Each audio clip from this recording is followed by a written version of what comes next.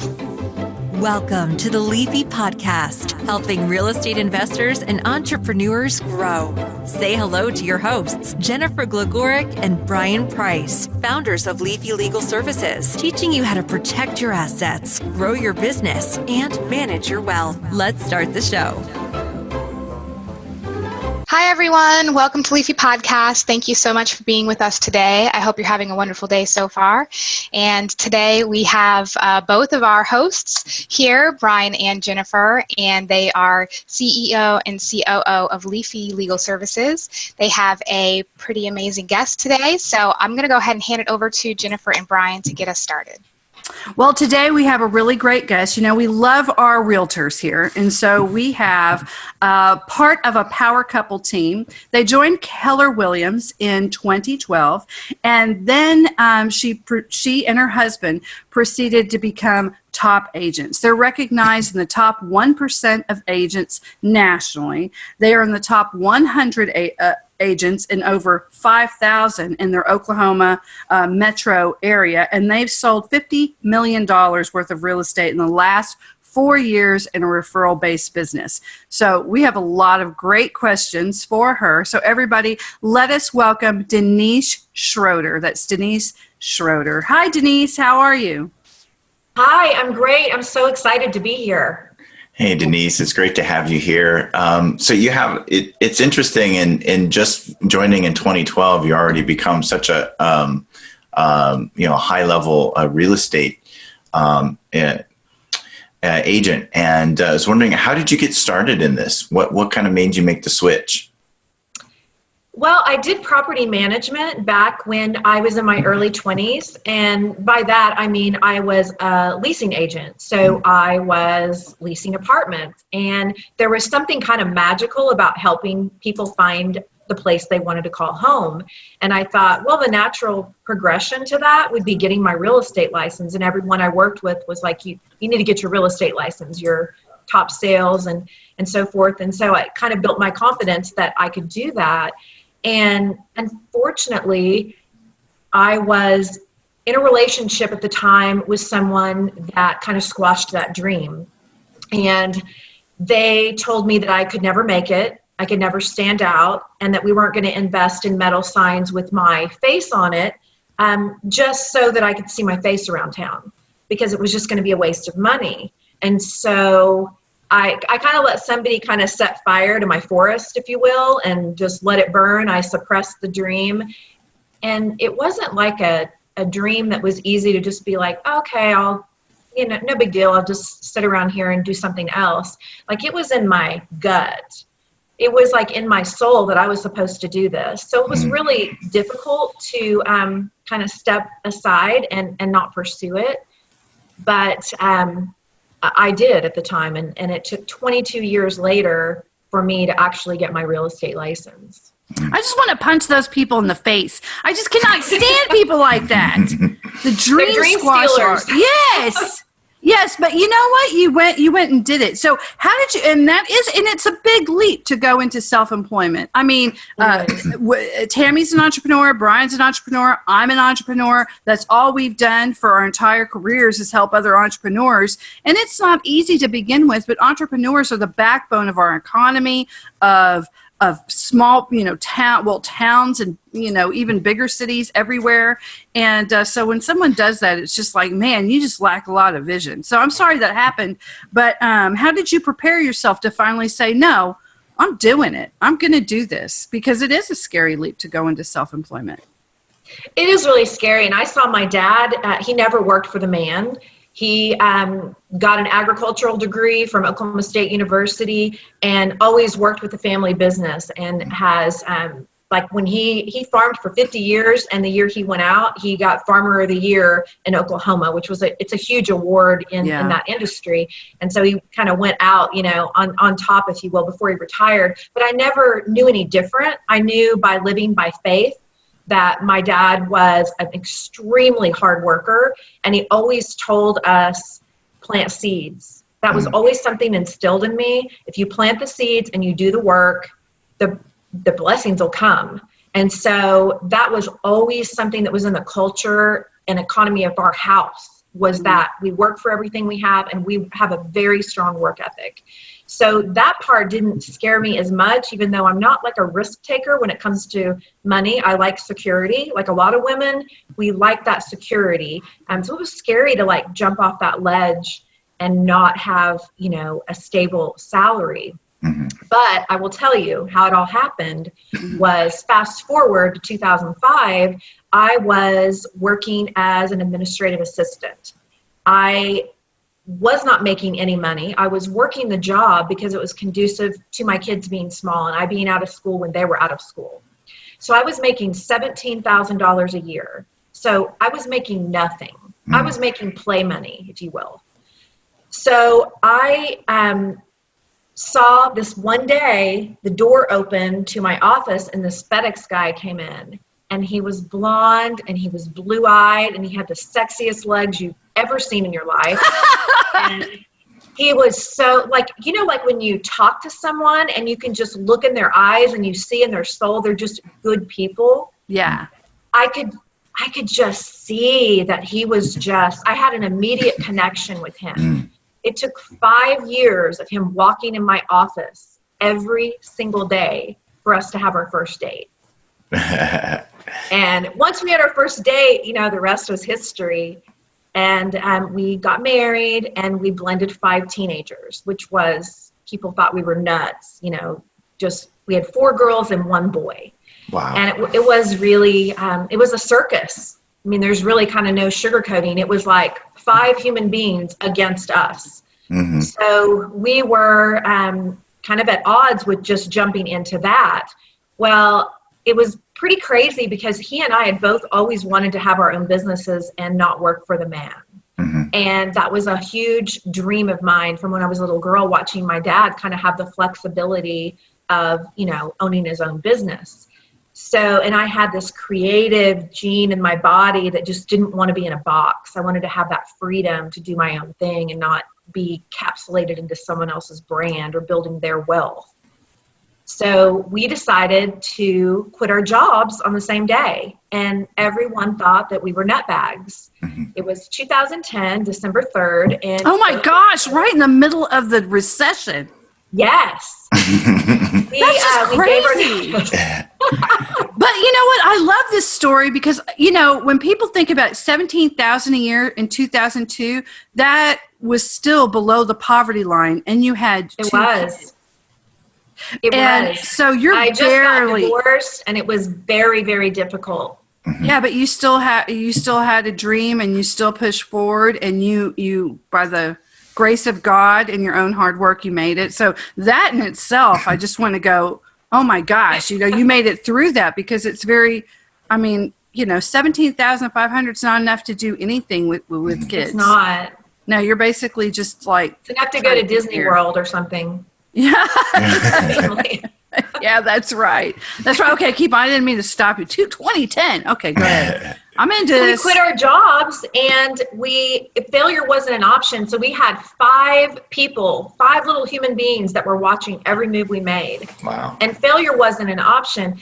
And one of the things that impacted me very much so was my mom had gotten misdiagnosed with a hernia when she was 49, and she actually died of stage 4 colon cancer when she was 50 years old. And so my mentality and perspective shift, my paradigm shift was unreal, because we don't have time. We're not guaranteed tomorrow.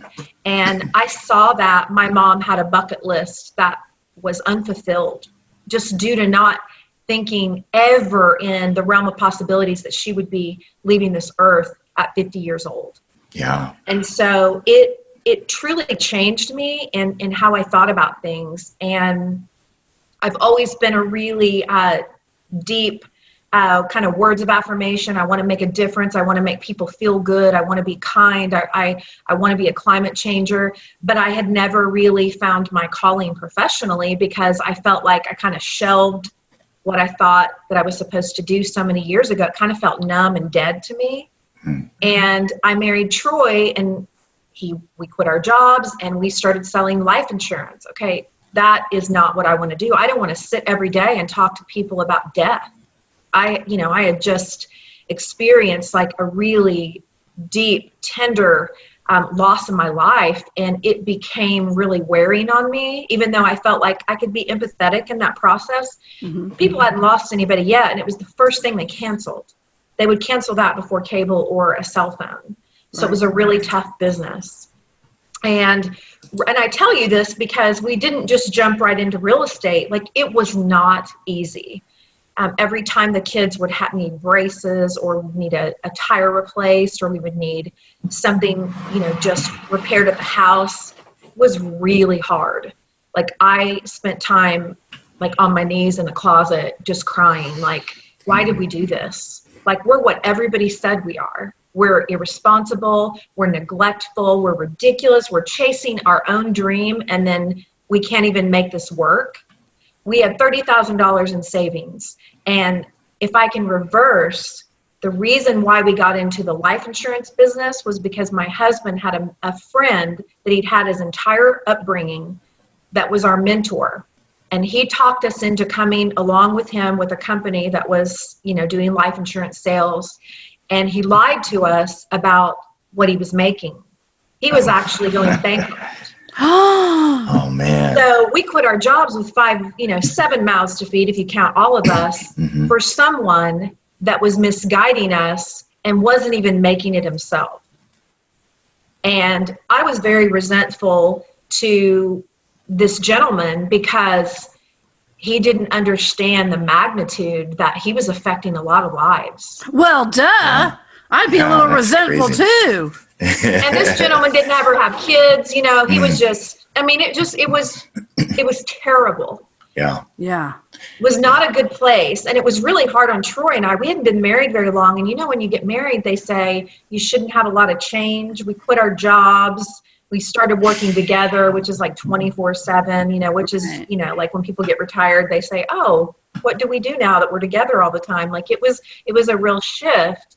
Yeah. And we were financially in trouble. So on top of all of that, we were selling a lot of life insurance, but a lot of people were canceling. And so it was like a rat race that I really wanted to get out of.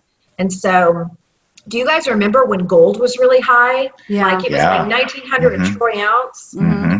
We began a business. I went to a gold party. Did you ever hear of gold parties? No. Oh, yeah. I did. Oh, you had? Oh, okay. Yeah. I haven't heard one. Yeah, back then. Brian, I'm glad you're going to keep your man card because you haven't heard of a gold party. I haven't gone to I probably wouldn't have gone either. So a gold party is just, you bring your like 80s gold, these big class rings and gaudy jewelry that you're not wearing anymore. And now gold, even muted gold, is in real estate design and all of these things now. But at the time I was doing it, gold was just nasty. Nobody was wearing it. It was all, silver. So we started doing these gold parties, and I realized I needed to find where are women in masses and in droves that I can reach. So I don't have to do these fundraisers for schools and churches primarily, that I can reach people in large numbers. So I figured out it's hair salons. Every woman goes to her hair salon. So I started reaching out to salon owners, and we would do these gold events where people would come, and we were paying a lot more than the cash for gold places. And so we were like feeling like we were being a lot more honest and giving people more money. And then when people did fundraisers for their schools and churches, we were actually giving them 15% of what we earned. So we feel like we were blessing others. And I think we bought about $900,000 in 8 months from the salon niche that I found. Yeah, but they were fun. I mean, you'd go there with all this gold you weren't wearing anymore, and there were drinks, and you made some money. It was just sitting in the drawers. I mean, really, a lot of it, she's right. It wasn't popular. It was old stuff, or you were gifted something that had stones that had fallen out of it. A lot of people would just bring the gold, and the stones were out of it. It was just the gold because... And we took the diamonds out for them. Yeah. So we weren't making them, give their stones, but it was... Everything had a story, and that's kind of like the theme of my life. Everything and everyone has a story. And so I really loved that business because I got to hear the story of I'm selling this wedding ring because I have a new beginning and I'm okay mentally getting rid of this because I've started over here and my life is good now and I don't need to hang on to this bad energy or whatever. So it was really a cool deal. Yeah. After gold crashed, we began selling roofs. Okay. I wear stiletto heels every day, all day. People would believe me if I said I slept in them because I love them so much. My mom said I broke her water with high heels, like in Walmart is where she broke her water. So anyway, we started selling roofs because we didn't tell our kids. We didn't tell our kids that we were struggling. The gold business was great. After we got out of life insurance, we were really blessed and we loved the relationships we built. But once that kind of tanked, we were like, well, what do we do now? And so we got together with a roofing company and they started not paying us commissions and sending us all over the state on appointments that didn't even ask for us to be at their doorstep. Oh, wow. And I remember having just a mental breakdown, like walking around in Oklahoma in the summertime is brutal. It's like 110 heat sometimes. And it wasn't my cup of tea. I felt like a Kirby vacuum salesman, if you will. And it just wasn't, I knew it wasn't our calling, but I knew that we would do whatever we had to put food on the table. Mm-hmm. The problem was they weren't giving us our commission checks. So we weren't able to put food on the table. Wow. So we had to keep dipping into this $30,000 in savings, which by the way, doesn't go very far when you're feeding 7 people. Yeah. Paying Sure. a mortgage and car payments and your kids start having cars. So it was really difficult. And so my husband finally said to me, he'd had his real estate license back in 97 and he was trying to do FedEx and sell real estate at the same time. And he would be in his FedEx truck, driving it back to turn it in and like putting his suit on to go show a house. And it was kind of a shit show, if you will. There's no other term for it because it just wasn't working. He was working so much, he wasn't seeing his family or his 3 small girls at the time. Mm-hmm. And so he went inactive. It's when you're not using your license, but you're not giving it up. Right. So he said to me, Denise, I met with a friend this morning and I'm going to reactivate my real estate license. What do you think? And I was like, oh, I was like, did you really just say that to me? Because that dream was kind of so dead and numb, like I said, like I had given up on it. Wow. And so when he said, let's do this together, our life changed. Mm. And we kind of evicted those people that were broke and broken and tired of being tired and tired of being stressed out every time something broke or need fixed or the kids, wanted to go on a school trip that we wanted to give them that experience, but we didn't have the money. We were done. And I knew that with having lost my mom, that initiative and that drive in me was something that had just been waiting to be awakened. And I was ready. So I got my license. I studied in about 2.5 weeks, which is like lightning speed. That is lightning speed, yeah. I studied for that test and I was really excited. And then we went 7 months without a paycheck. And I started thinking, wow, is this where I'm supposed to be? Because I thought if you were like doing what God called you to do, like it was just going to come, it was going to be fun and easy and you're going to put it on cruise control. And it wasn't like that. And I kept remembering my dad say to me, you have to disrupt the soil. When you're planting something new, you have to plant those seeds and nurture them and plow them and disc them and all those things that you do. And it's a process. And I just kept thinking, don't give up, don't give up. And with all these kids watching us, I decided to use that negative seed that someone had instilled in me to truly be innovative and let my authentic self come out. And I'm super kind of quirky and creative, and I have kind of a artist, photographer brain. Everything is a photo op to me. I think through the lens of a creator. Mm-hmm. And so I thought, why don't I do that in our business? Because at the time, there's thousands of people. It is a saturated market. But that doesn't mean that we can't make it. I have to find a way to not only stop the scroll, but I have to find a way to anchor with people and for them to see who we are and to see that we will serve like we're chosen. So it's not just about being kind of out of the box quirky. It's a really difficult recipe to kind of formulate because you're handling people's largest financial investments. You cannot be a joke. You cannot be this quirky, funny person that just comes out with some great social media marketing skills.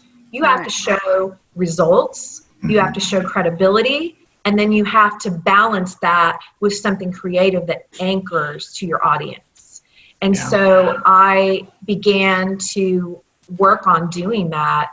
And one of the things that I did recently that was probably my most favorite storytelling was with our own experience. And I had done photography about 10 years ago. My daughter was in 8th grade, and we came over to this delicious, amazing Victorian house that everyone would dream of living in. And I remember walking up with my photographer backpack, and I was going to take pictures of this gorgeous house of all the girls getting ready to go to the dance. And I had so much fun doing it. You know, my daughter was a part of this. I knew the family. Family had great energy. And I remember walking up the sidewalk, and I remember like distinctly thinking to myself, I could never live in a house like this. I could never have this fairy tale. And I remember thinking, I was so happy for the family that lived in it, but I was just thinking, you know, I'm a real foo-foo girl, the dollhouse, that's what we called it. It was like my perfect house. Well, about 5 years later, they called us to list the house, which was insane. They were like it was an attorney, a very successful, affluent family called us out of, at the time, 6,000 realtors. And I was humbled, and it was the most exciting listing I've ever had because it was my dream house. Oh, and you had all those photographs, and you had all this, emotion towards that house as well. I did. Yeah. I did. And so when we came in to list it, I told them it looked kind of like a Barbie house. There were 7 rooms that were pink. The master bedroom was purple. The parlor, which is the formal living, was tangerine orange. We're talking every single room was like a fun house. Yeah. And it was the family's personality. So when you came in here, you didn't think it was weird because it was so them that it just made sense. But for us to sell it, my vocabulary is like neutralize. We have to neutralize this. I can't sell this if you don't neutralize it. Not everybody wants, a Barbie house. And so it took them it took them a few more years, 2 more years to call us. And then once we came back, everything was pastel pink. That was how they neutralized it. So the kitchen was pastel pink, like ballerina pink, the dining room, a lot of we still had 6 rooms that were pink. Wow. So I walked in and we listed the house. Well, I did the open house and I said, Troy kind of is the butt of my jokes on social media. He is he's hotty toddy. Everybody loves him when I put him on display because he's so cute, but he is out of his comfort zone with me. And so I've gotten him to be on TV where the HGTV producer told him that he needed to get drunk in order to relax because they were tired of him So that's how uncomfortable he is, but he's kind of coming to his own. But what happened was I told Troy, I said, help me pack my wedding dress. And he was like, what are you doing? I said, I need to bring my wedding dress because when I get to the open house, we're going to stake the signs and then I'm going to go in, I'm going to put wedding dress on. I'm going to do a video in front of the house. And I said, and stop by the party store on the way. So we stopped by Party Bazaar, whatever. And I got one of those great big party rings. And my motto was going to be, you'll love this house so much you'll want to marry it. # put a ring on it, because I knew it was my dream house and I just felt this urge to do something radical. And so I don't know if you can see this. Can you guys see that? Oh, yeah. Oh, my God, that house is gorgeous. Yes. So I put the wedding dress on. I was feeling all the feels. I walked back in the house and the seller comes up to me and he says, Denise, you love this house.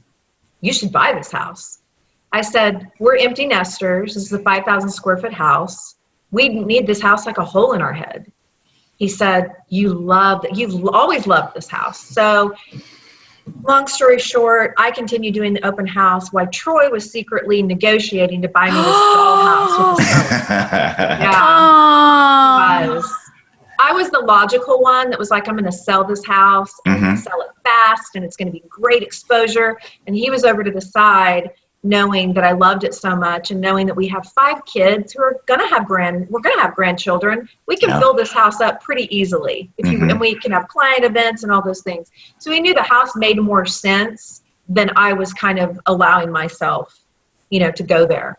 So he negotiated and bought me this dollhouse. And what was really crazy was we had already done HGTV twice. And what was so cool about it was HGTV called me one night. We were packing our boxes at our other house. We'd already moved twice in 2 years. We've moved 3 times in 2 years. We're like serial movers because all we do is look at cool real estate. And it's just really, it woos you. and I don't want to move anymore. My back still hurts from last December. But with that being said, my phone rang and a guy said to me, he was a scouter. And what HGTV does is they look for unique homes all over the country that are, would be great for the show. And he said, Denise, I saw your listing. And I was like, I said, yeah, it's our listing. And I said, yeah, we bought it. Basically, that we're going to get that house. That's going to be our house. And he's like, that house is unique for anywhere in the country. So anyway, it's amazing how things kind of fall into place with everything, and just kind of how fairy tales do come true. And so that whole thing with the wedding dress, we weren't planning to buy the house that day, but that is one of the ways that I can kind of show you how we storytell. How that anchors, like we packed that open house. I don't even know how many people came through because they saw that video and they wanted to come see why I took the effort to put that dress on. Wow, that's a great story. Yeah, it really is. And now, not only do you storytell, don't you? Even if someone's not interested in Oklahoma, can't they reach out to you, and don't you match them with the other realtors across the country? Yes. You're a matchmaker now too, right? I'm like I'm the neurotic matchmaker. Like if you guys are single and you need someone to like set you up, I'm so good at interrogating and investigating and just like making matches happen. So in love and in real estate. So yeah, that's a really cool thing that we're able to do, is that if you called me, Brian, you said, hey, I'm looking for a house in New York. I would say, okay, hold that thought. I am going to do my research. I'm going to find top producers in that suburb, and I'm going to interview them because I know your personality and what you're needing and your temperament and all those things. And I'm going to interview 3 of those top producers that are experts in that area and find out what's the best match for you. Then I'll connect you, and then you can make that judgment call. But it's really cool. We've had 100% match rate, and we help a lot of military people, because they move around a lot, find really, really good matches so that the transition is really smooth and easy. Yeah, that's really great, because I know anytime I've gotten a real estate agent, it's always been whoever I've kind of met. You never really know who's really good, and who's really going to take what you want, which can be really terrible. I mean, I've lucked out. I've had some good ones, but I've had ones that really don't do anything. Actually, I think we bought our current house. My wife found it and just told the real estate agent that we were using, we'll take it. I didn't have to show up to the house. Just gave her the code to get in it, and we looked at the house and said, all right, this is it. And then we took it. So yeah, I mean, it was very easy. We were easy clients for them. She earned a very easy commission. They're usually not that easy. Yeah. So I have to think of how I made mine work to get this house. I had a very special, it was 2010. It was the middle of the recession. I had to use bond money to help me with my down payment. I had to take a bunch of classes from Ike to get it because I was a single parent. But isn't that awesome that you got that money? I know you got a higher interest rate, but. Well, not now. Now I'm at 3%. Like not even, I think it's 2.9%. Yeah, I have a good interest rate. But she really, in Galveston, it was just ridiculous because we had so many houses in my price range, which I thought was a great price range. And it would say, here's this house, and it was a decent price. Like in Houston, you would get a house. But here in Galveston, because it's like this weird island, you'd walk in and then you'd see this notice, like, this house is unhealthy. And you'd have to walk out, and you couldn't show it because of the mold and stuff. So the majority of the houses weren't even close. They would need a complete almost tear down, or you'd have to gut them. And my house was move-in ready. And she was like, I have no idea why this isn't double the price. I'm like, I don't know either, but I need it. And I love my house so much. I'm so glad. Yeah, so it is.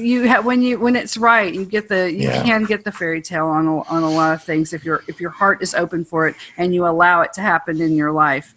So do you have any other? Okay, so by the way, we've been talking to Denise Schroder, and that is Schroder.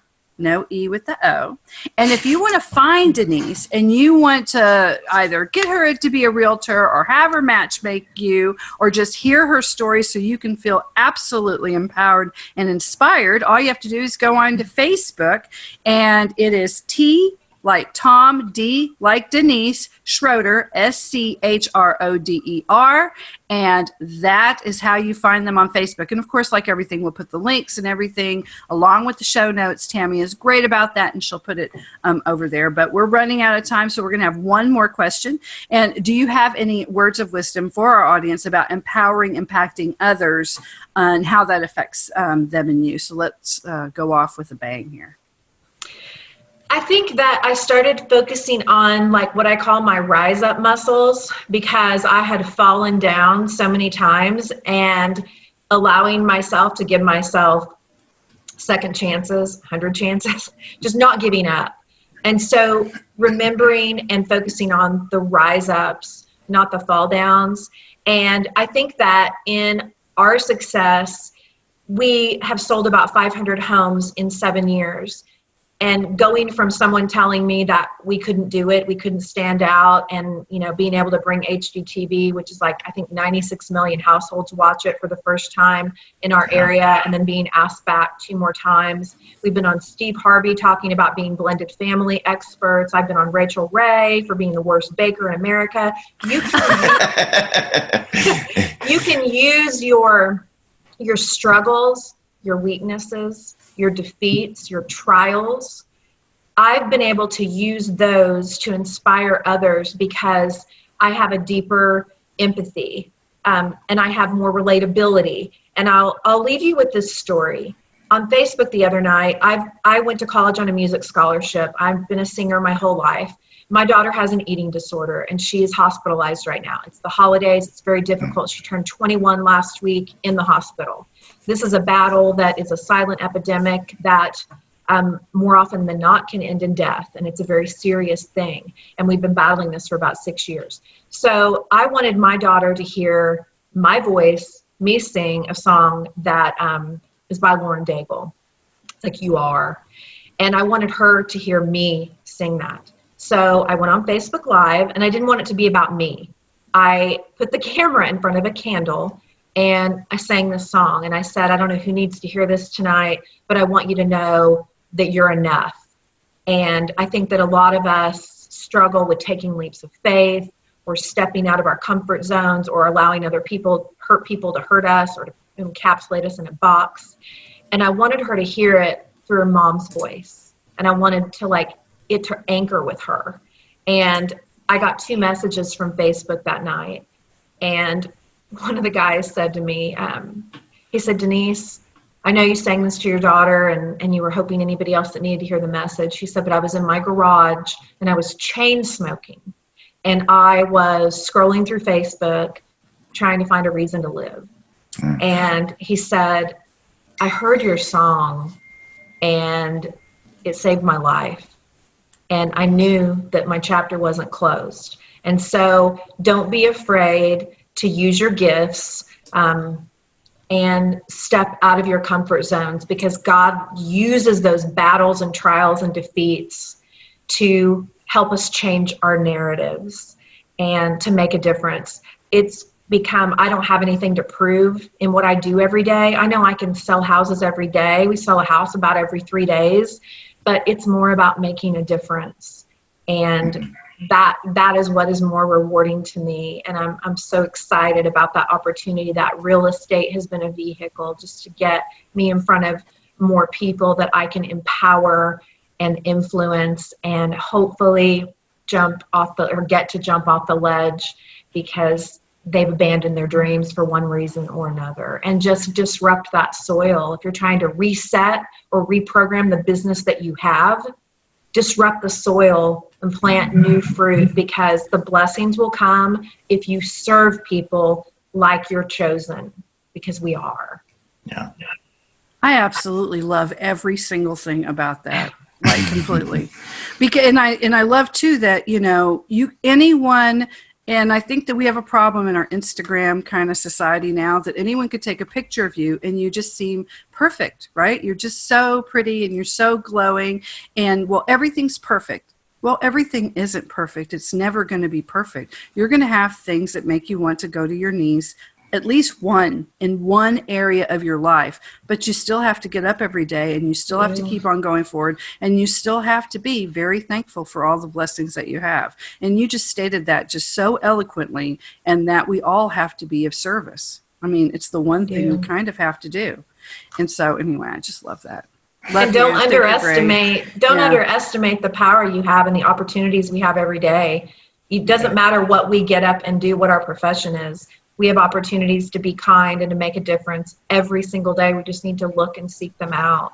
The business will come. If you do what you're passionate about and you're passionate about people, the success will come. Yeah. Yeah, I think it's important that especially the down times, you're kind to people. I think that's one of the big things it's hard for people to do, is when things are down, to still look at the positive things and continue to move forward. And I think that's awesome that you've kind of embodied that through your entire story that you've told us today. And I'm sure you have a lot more stories to tell as well. So I really appreciate you being on here and sharing with us today. And Tammy, thank you so much for having me. Thank you. And Tammy's going to take us away, and she'll make sure everybody knows how to get to you, Denise, so they can learn a lot more or reach out to you if they need your help.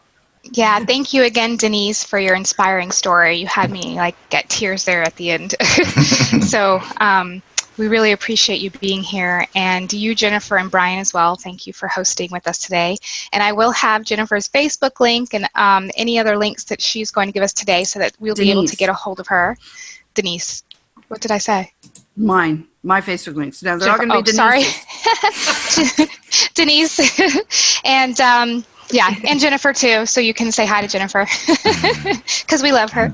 But so I digress. We'll go ahead and put all of that in the show notes. If you do have a question for Jennifer or Brian or Denise or myself, and you'd like to go ahead and email me, it's tammy@leafylegalservices.com, and I will make sure that your message gets to where you want it to go. So look us up on Facebook, Instagram, Twitter, LinkedIn. We're at Leafy Legal, and we love hearing from you. So thank you again, everyone, for being here with us, and we will see you next time. Have a great day. Bye-bye.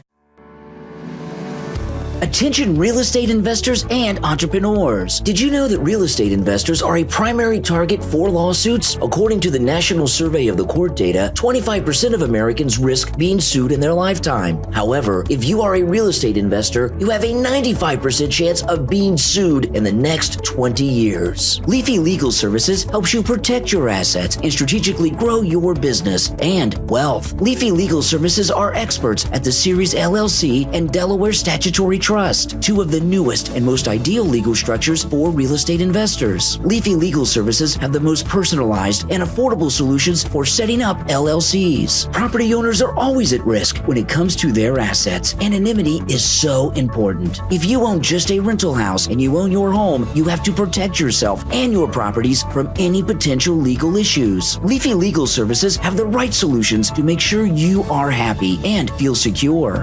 They offer cost-effective documentation, solution that suits their clients' needs. For a free consultation and ebook, visit LeafyLegalServices.com. They are waiting to hear from you. LeafyLegalServices.com. Follow us on Facebook, Twitter, and Instagram. Don't wait. Take action now. LeafyLegalServices.com. Protect your assets, grow your business, and manage your wealth.